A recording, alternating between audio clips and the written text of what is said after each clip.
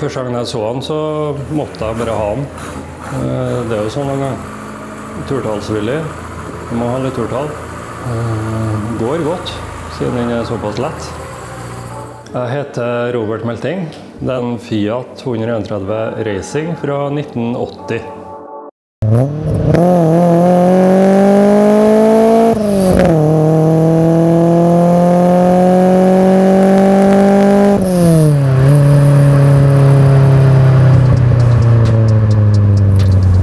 Pappa hadde amerikaner, og ja, det var der kanskje det startet. Og en del eldre kompiser som begynte å kjøre før meg da. Det gikk i Fiat oppe på stubbene her. Hørtes ut som vi kjørte i 200, men det gikk sikkert i bare halve.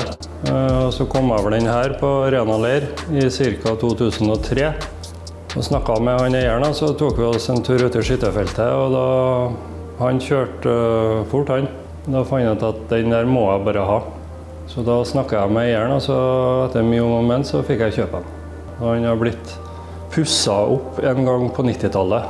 Så har det blitt en runde med meg da, på ca. 15 år.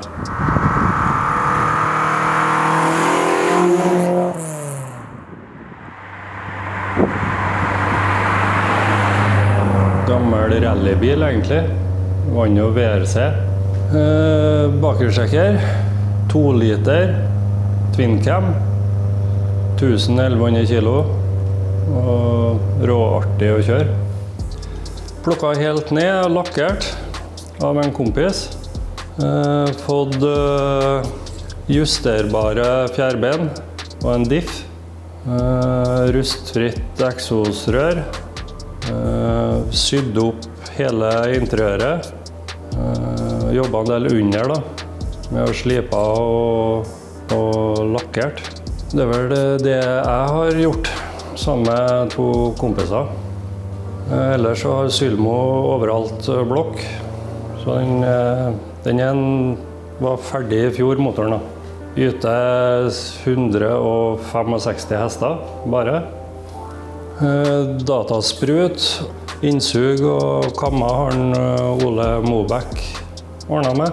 Så i vinteren nå så er planen at Ole Mobæk skal få sveis grenrør. Da kan vi legge på noen hester til. Jeg liker egentlig alt det. Farge, skjermbreddene, felgene. Felgene kommer fra England, Copomotive som lager på bestilling. Fargen er en BMW Delfin-grå.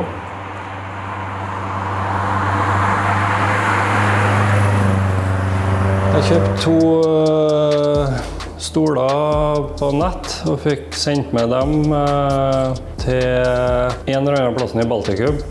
Og fikk sydd om alt der. Senket stolene ca. 10 cm, så det sitter ganske lavt. Når du satt før i det originale, så kom du jo nesten ikke inni med hjelm da, for du satt så høyt. Så de Recaro-stolene, de er perfekt til bilen.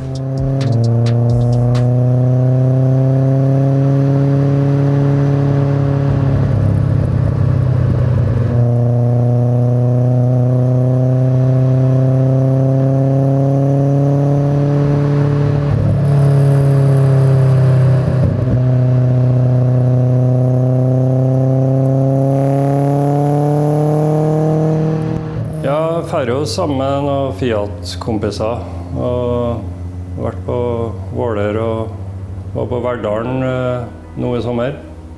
Kjempeartig. Kjører det en tørs. Det er en artig bil sånn sett, for den får litt oppmerksomhet siden det er så få av dem. Hvis det er mellom 10 og 15 i Norge, kanskje. Men det har vært mange nedturer. Det er mange ganger han holder på å gi opp og vil få det unna selv. Men jeg er glad for at jeg ikke har solgt det.